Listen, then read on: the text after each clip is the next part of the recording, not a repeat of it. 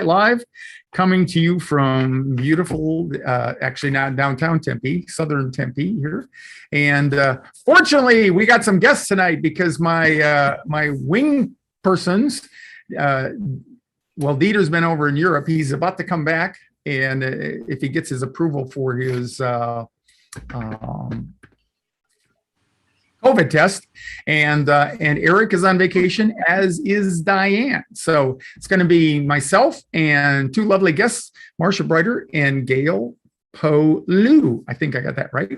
So let me put some slides up here and share my screen briefly.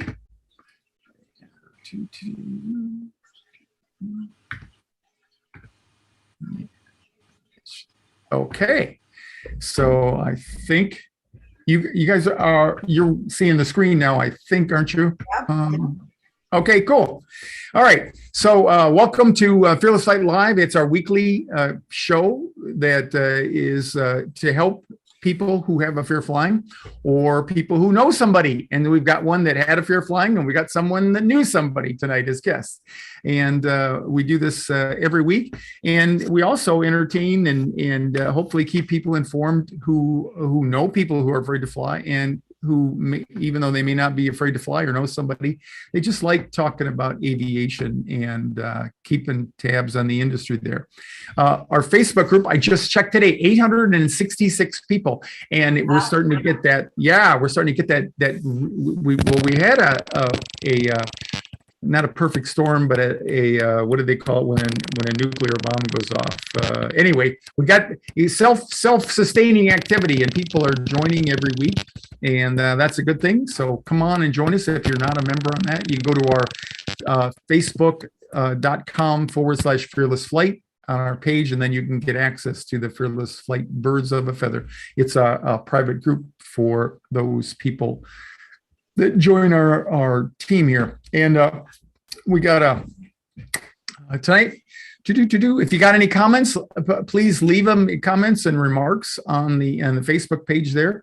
I don't have anybody monitoring that for me tonight, so I apologize. They're probably not going to be that timely.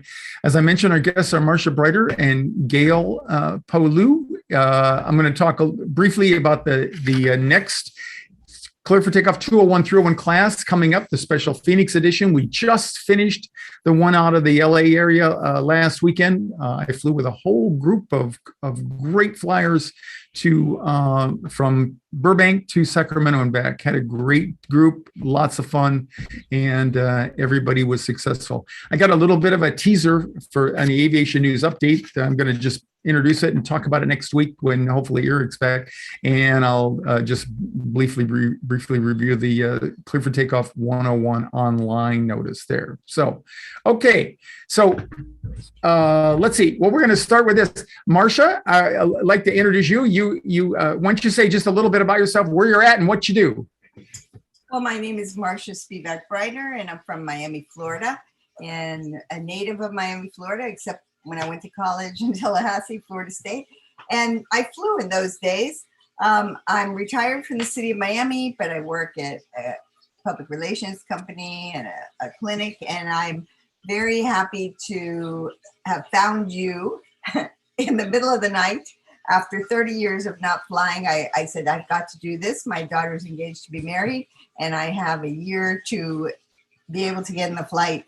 And I am so happy that I found your Facebook page in the middle of the night one night, and here I am after a successful flight. Well, about 4 flights, but this was the most recent 3-hour flight to Boston from Miami. Oh, cool. I'm glad that you found us. I'm glad that we met, because you're a wonderful human being, and you really typify people who haven't flown in a long time, and it's perplexing and all that. And I think that the most admirable thing is your dedication, your courage, and your inspiration to others for starting. You started early. You did a practice flight back in June. Yeah. In June, right? And kept plunking and chunking. Yeah. So we know a little bit about how long it had been for you. What was it like? What were well, the catalyst was your daughter's wedding, right? If not to spoil the plot, but right. Yeah. You couldn't get more motivation than that. Yeah. But I mean, I've heard, I started off with your harmonizer right the night before the first flight to Orlando. That was only 30 minutes. So I really hadn't gotten into it. But I was dedicated, and I went on a lot of different sites. I mean, a lot of different, Facebook groups, but I kept persisting, reading your book, listening to the harmonizer every night before I went to sleep. And needless to say, there was a lot of anticipatory anxiety. The first flight, the 30 minutes, it was, not as easy as the next one. Sure. And I kept thinking, 30 minutes versus 3 hours, that's going to be tough. But so you were concerned about the length of flight, as many people are. It's like, right. It's one thing to get in the air, and it's another thing to think, am I going to be terrorized or panicking for that whole time? Right. And as I want the audience to know, mine wasn't a fear of turbulence, of crashing. It was all about claustrophobia. And that carried over into rides at Disney World, in the backseat of a car. So what I want people to know is that when you conquer this fear, you can play out into your regular life. And I had to put my dog to sleep today. And what I learned from Captain Ron and through having the courage to go on the flight helped me today too. So it really carries over in other aspects of your life. Yeah, well, we were sharing that. About 10 years ago, I became a dog owner and an unbelievable dog lover, and we were sharing what that's like, because I never thought that I could get so attached to a little critter like that as well. So that must be tough, and I really empathize with losing your pet there, because it's not fun. So what made the difference for you? And I'm not soliciting, why was Fearless Flight or Clifford Takeoff or anything so great, but what made the difference this time? Well, I just want to say, having a face to, I contacted other therapists over the years, all this, but unless I was impressed by your 30-year experience, and I really felt good talking to you, trusting you, in other words. I had, because we did one-to-one coaching. That's right. It started with a 15-minute coaching call, and then it evolved into some personal coaching. Yeah. That's right. And in the 15-minute, the first flight, I used the straw, different techniques. I had the tools, and then I had my support system. In the first flight, I had 4 friends, and then I had Gail and another young lady named Cecilia. And you were so right. I went up to the gate agent. This helped too. I said I had a medical condition. I could board early, and Delta even put us up Gail and up to Cecilia's comfort class. And that, that made so much difference. I felt so comfortable as far as my claustrophobia. So as you see, I have the phone in my hand. Also, I had on the Southwest flight, I did not have access to Wi-Fi. So I couldn't get a few things on there. Right. So I'm like, what? Yeah. And then you showed me how to download it. And I was okay on this flight with the harmonizer in the airport. And you gave also in the private session with my husband and Gail, you gave Gail some pointers on how to support me, and Gail can talk about that. So I had the Wi-Fi. I even posted in Birds of a Feather, and that really gave me another tool of relaxation. Cool. And we're talking about Gail like she's not here, but let's just go ahead. Who's your wing person there? I'll let you introduce her, Marcia. Oh, Gail Polu is one of my closest friends from years ago. Our kids were in kindergarten through 12th grade together, and we're still best friends. So she flew to the wedding with me, and she's like Deanna's second mother. Gail, you want to tell, when I asked you to be with me, did you have any hesitation as far as, because some people in the past have turned me down because they didn't want to go with a fearful flyer? I was honored. And the only thing I remember, Gail, is when after you got done talking to me, then you said, I'm not so sure I want to fly now myself. But no, you didn't do that at all. So anyway, so why don't one of the things that I recommend people, and Bernie's, Bernie's either in bed or he's watching sports or something. No, he's sleeping right now. All right. So Bernie's your husband, and Gail, one of the things I encourage people to do when I do coach with people is, of course, I record the sessions and give them to them. But one of the things I do is to talk to them about what they can do to support the person that they're flying with. And do you remember any of that, Gail? Anything that stuck with you that we talked about? Well, actually, she did so well. I did not have to use too many of my own tools, but I did watch her tools. She took control at the airport. She told the people at the desk. She told the people as she got on the airplane. She got beautiful reactions. The people could not have been lovelier as far as trying to accommodate her as much as possible and to make her feel as comfortable and as special as possible. It was funny because Cecilia was on the window side. She was like taking the picture. Sure. And I was on the other side. So it was funny because Marcia'd move, and it was kind of like with a kid, like we'd both like look at her, it's like, okay, what's she doing? Is she okay? Right. Yeah, no. And it was like, she's got this. So we didn't do anything. We let her take control and know that she had control over her feelings, because she seemed to be okay. She'd do the straw thing. She'd do the harmonizer. One thing that I think was, she did the writing with the non-dominant hand. And that we really didn't have to intervene hardly at all. Just we did keep chattering a fair amount, for distraction. Right. Hey, so you had her sandwiched in there, so she wasn't going to go anywhere. And while Bernie, sounds like Bernie stepped up pretty well. You guys were on the bench, and they say in the NBA, you're only as good as the depth of your bench. So and the thing. Yeah, and Marcia, compliments to you for having the courage to reach out and involve other people and get them on your team. Right. I mean, on the way back, I felt more comfortable. And the thing is, though, when Bernie asked me, how you doing? It kind of distracted me a little and made me a little anxious, because then I keyed in on, am I supposed to be, I got a little anxious when he asked me that, because it took me out of my rhythm.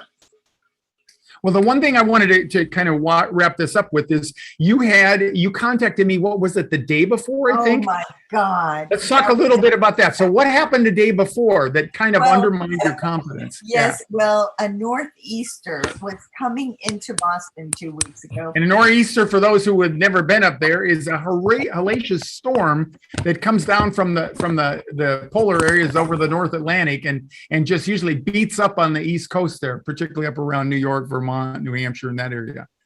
And so the night before we were supposed to fly, we get an email from Delta, and it says, our meteorologists have determined that there could be some weather issue.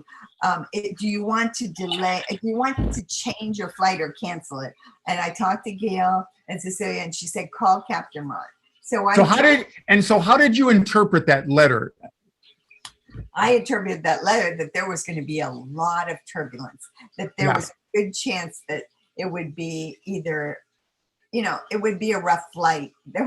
And Captain Ron was wonderful. He was accessible. He called me back, or he answered the phone or called me back, and he said, and he encouraged me, and I believed him.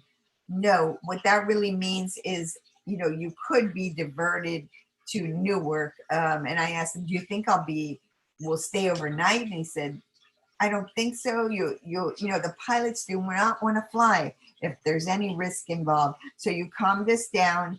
We went, and there was hardly any turbulence at all.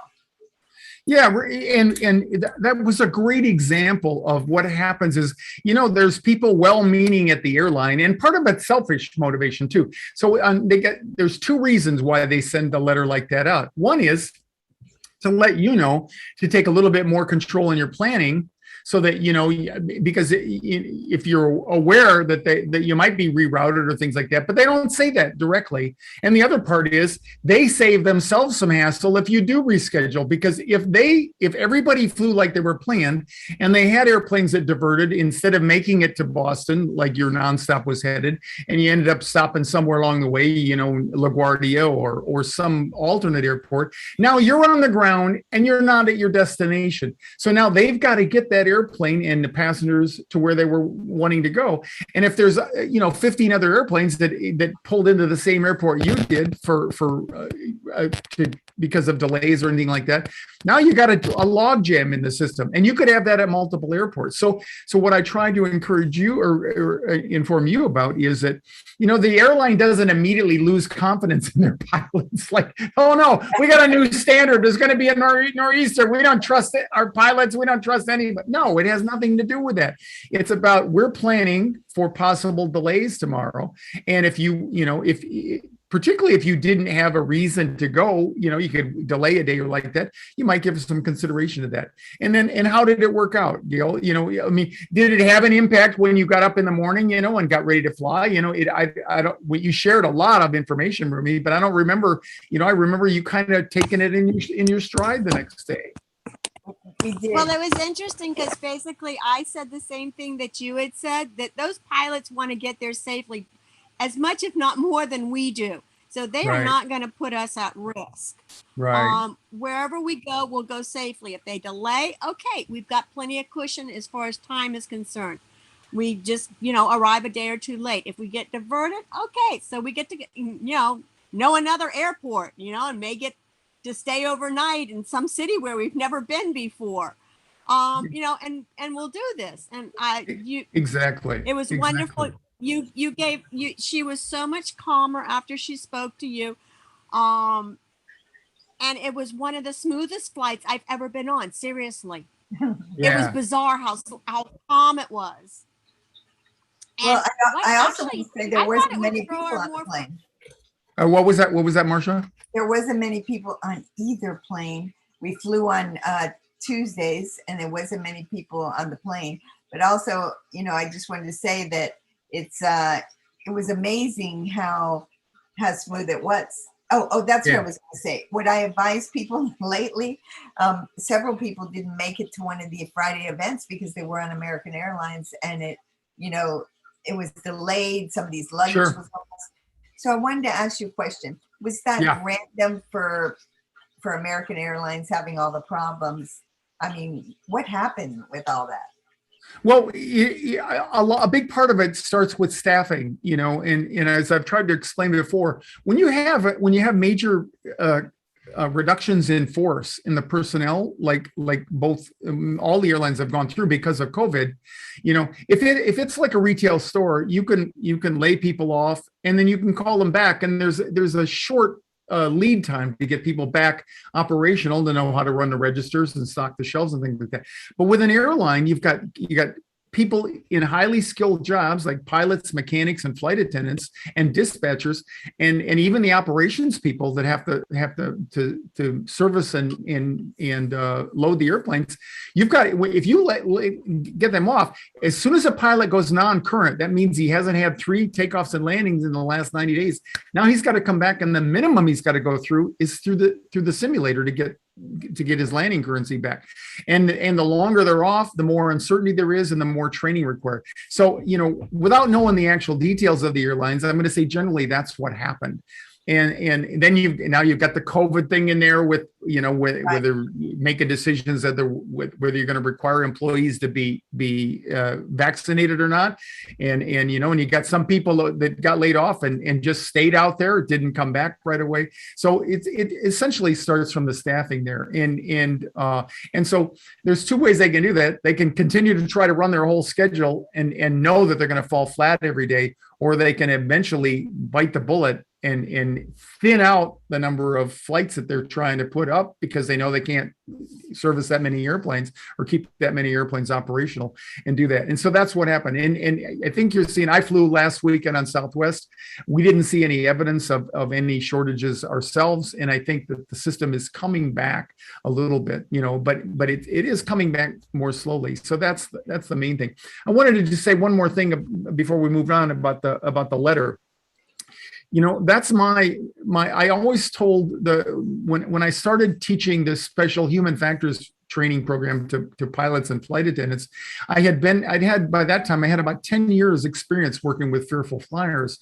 And one of the things I told them is when you make an announcement alerting the pilots that you're going to have the flight attendants take their seats and you're going to stop service, the main thing to do is always add something reassuring to those announcements, because if you don't, the people in the back, because we're biased negatively to think the worst, most people think, oh my gosh, if it's that serious, this must be the big one coming up.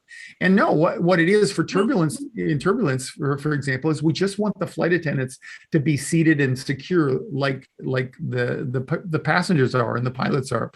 So same thing. I wish the airlines in their efforts to send out letters and develop and continue with good customer relations, like with customers like Marcia and Gail, I wish that they would think through that a little bit and say, hey, here's the deal. We've got some possible irregularities in our operations coming up, influenced by the weather. It doesn't affect our safety. We have the same standards of operation, all that. We just want to give you a heads up so that you can maybe take it upon yourself to decide whether you want to take a chance on having to divert somewhere and getting, and having your plans become irregular, particularly when you got a important event like your daughter's wedding there, Really? right?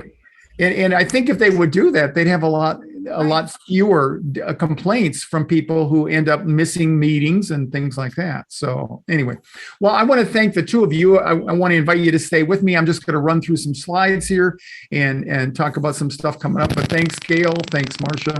And both of you were a joy to work with. That's a big reason why I do this, is because I meet people like you who really are my heroes, because you don't really have to fly. Your daughter might never talk to you again, all kinds of things have, but you really don't. Flying is a voluntary act, and despite how important it's become to us, it takes courage when you have issues with anxiety triggered by flying. So anyway, thanks a lot. And we got to at least go through the slides here. I want to point out this is a museum that you were Isabella, in Boston, Isabella Gardner Museum. Beautiful. Okay. And there's the lovely bride and the groom, I assume, up on a rooftop. Right. That's Diana and Tom Leveroni, and the rooftop bar and at the autograph collection Marriott Bonvoy in downtown Boston. And there's their dog. They rescued their dog Pippin, and he was in the wedding with his bride. Of course. And we wanted to make sure that Bernie got credit. The dog did not give the bride away. It was Bernie. So so we do that. That's right. And then this was somebody bought you a drink. And we wanted to make sure that people didn't think that you had to use this on the airplane. This was totally.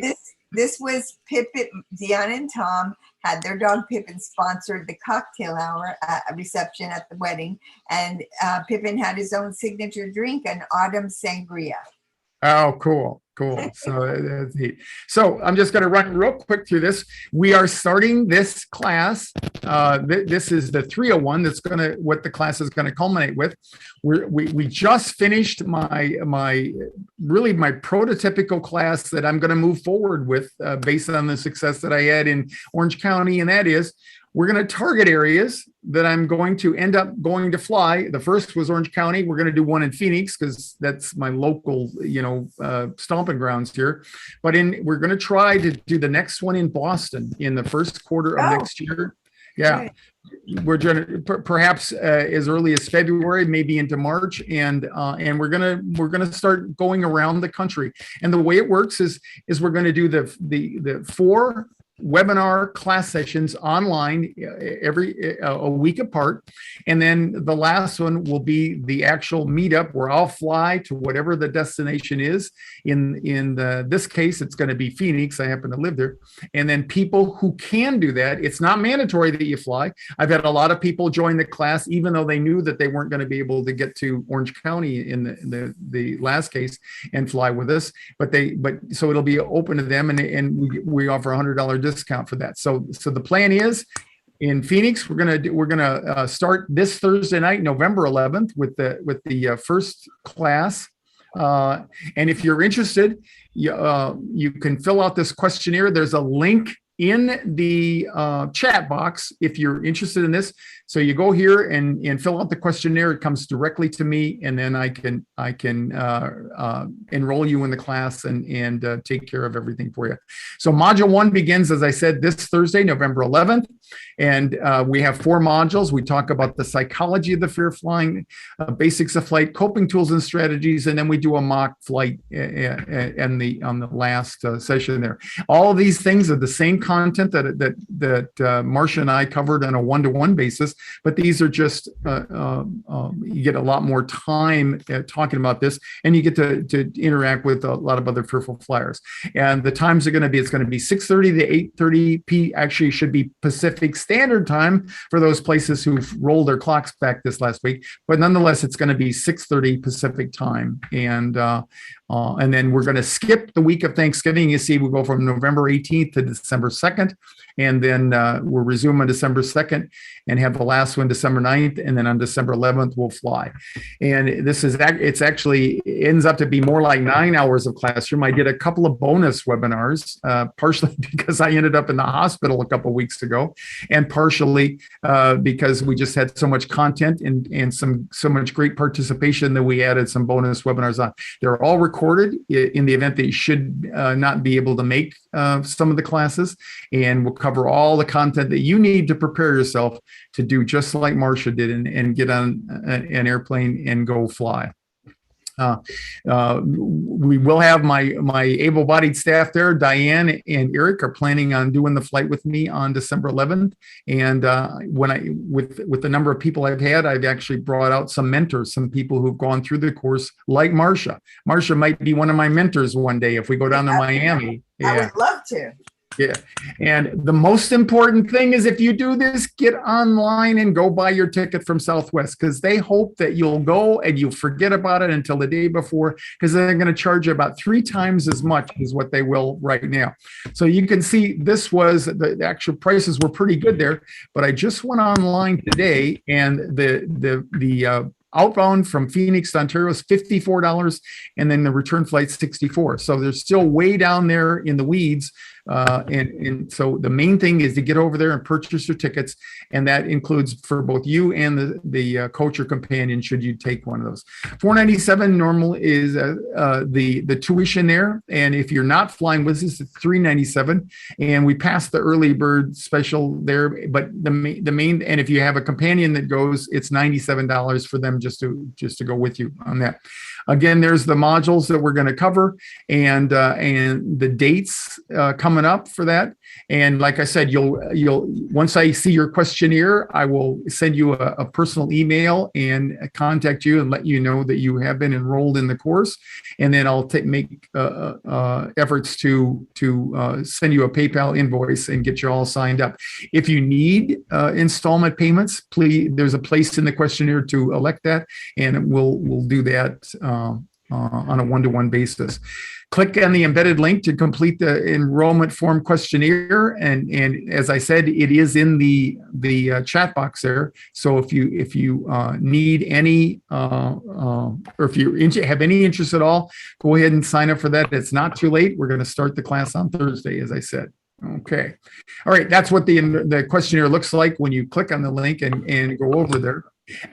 Just a little teaser. Next week, I'm going to wait till Eric gets back, because I know he's going to have some thoughts on this. But but it came up in the news today. This is what got me on the Nightline piece, the ABC News show Nightline back in March of 2014. If you recall, it was the Malaysian 777, a Boeing 777 that disappeared off of the face of the earth, off over in the area of the Indian Ocean. And there was a development in that today. And I just wanted to cue you in, come back next week. And we're going to talk about Rick or Scott. If you're out there, Scott Robertson, he sent me a bunch of great questions. And I apologize, Scott. I told you I'd get to them on the show. And I've postponed that last week and this week, but we will get to those next week when we talk about Malaysian Air and what the latest development is on that. So, okay, I'll skip that for that. The last thing I want to say is there will not be a local in-person Cleared for Takeoff 101 class in December, but there will be an online version. So if you live anywhere, including Phoenix, and you want to get the same great information that we do in the live in-person class in Phoenix, go ahead and click on this link and register for the December 5th Cleared for Takeoff 101 online class. So, all right. Well, that's going to bring us to the close here. Again, I want to thank you, Marcia, for being so courageous and not only to fly to Boston to visit or to attend your daughter's wedding, but also to come on the show tonight. Gail, thanks for all the support you gave Marcia and showing up as well here. And with that, I'm going to take the rest of the night off myself. And I want to thank you all for once again, coming by for Fearless Flight Live. And we hope to see you next week. And every week after that. All right. So thanks a lot, everybody.